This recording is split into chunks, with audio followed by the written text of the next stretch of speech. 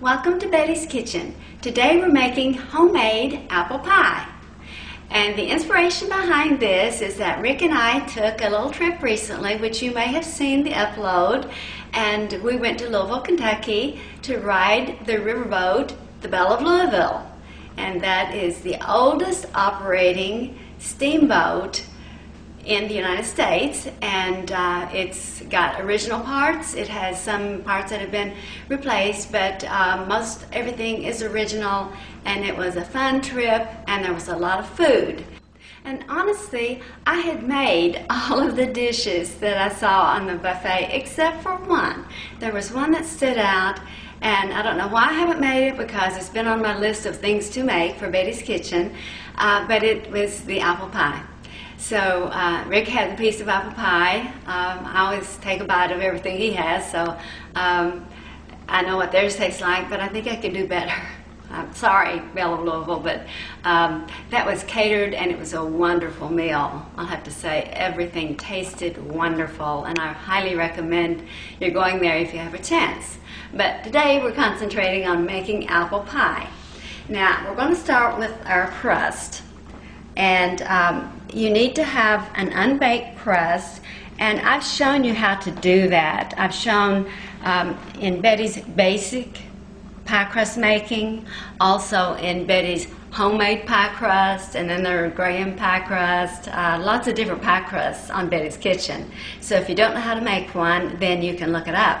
But if you want to take a shortcut, like I'm doing today, you can buy them already made and already rolled. And they come inside a package like this, 2 per container. And I've taken one of them out and just unrolled it and fitted it to a deep dish pie plate. Now you can use just a regular pie plate, 9 inches, what is recommended. But this is actually 9.5 inch, and this will barely go up to the top, but that's not going to be really very important here. You don't want any holes in it because the pie filling would leak through and burn and not give a good appearance, and probably not do well for baking your pie.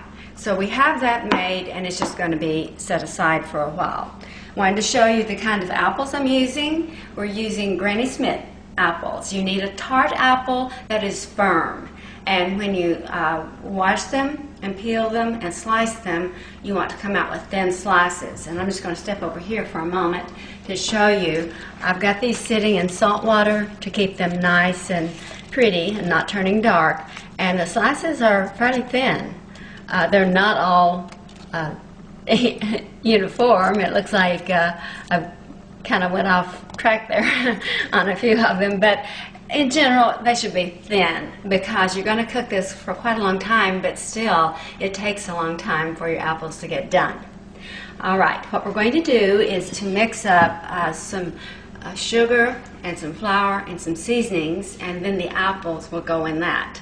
Then that mixture will go in our pie crust, and then I'll show you how to fix it up, and it will look pretty on top, and it will bake in the oven. We will need 3/4 of a cup of sugar. This is just white granulated sugar. Goes in there. And then we need a little flour. We need 1/4 cup of self-rising flour. If you're using plain all-purpose flour instead of self-rising, add a dash of salt. That's all you have to do on this particular recipe. We need a little spice here. I've got nutmeg out, 1/2 teaspoon measured. And I've also got cinnamon, and this is 1/2 teaspoon that's going in. And these will be stirred together. Now I want to come over here to where the apples are and put them in a measuring cup to show you how many you need. Once you have them peeled and sliced, and if you have them preserved with salt water or just regular water, then you can let them sit for a while as you're mixing up the rest of your pie filling. But as I gather all of these up, you can see that it's not going to go up to the top of this measuring cup. The top of this would be 8 cups worth. And there are spaces in there, so if I patted these down and realigned them a little bit, it should be about 6 cups. So you're going to use about 6 cups of thinly sliced apples. And make sure you get a type of apple that will work well. It could be a pie that you're disappointed in if you get something that is very soft and mellow and sweet rather than tart. But here we have what we're going to mix up. And this is going to take me a second, so let me go away and get this mixed up, and when I come back I'll have it in the pie crust. While I was away, I not only put the filling in our pie crust, but I also put a lattice top on. Now, if you don't know how to do a lattice top, you can go to my quick tip that will tell you how to make a lattice top for a 2-crust fruit pie.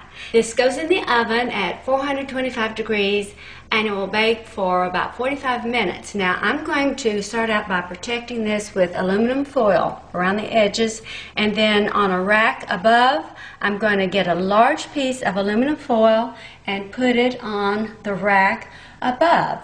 And if that foil is on the rack above, it will keep some of the heat from coming down and burning the top. So we don't want to have a burned lattice top. It would not be pretty. So I'll let you see this when it's done, and I hope you enjoy the recipe.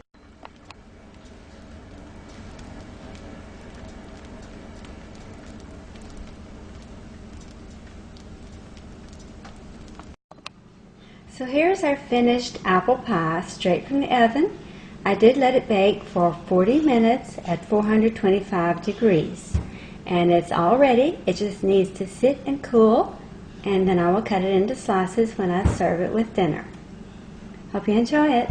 The end.